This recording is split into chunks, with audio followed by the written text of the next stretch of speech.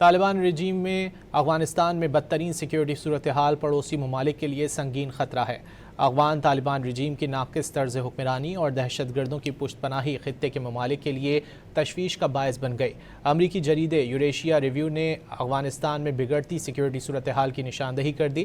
افغان طالبان رجیم کے اقتدار کے تقریباً 5 سال بعد بھی افغانستان علاقائی سیکیورٹی بحران سے دوچار ہے۔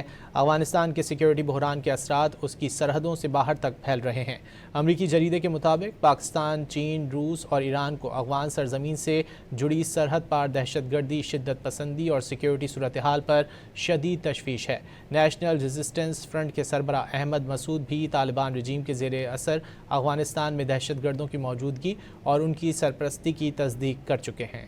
امریکی جریدے کے مطابق پاکستان، چین، روس اور ایران کو افغان سرزمین سے جڑی سرحد پار دہشت گردی، شدت پسندی اور سیکیورٹی صورتحال پر شدید تشویش ہے۔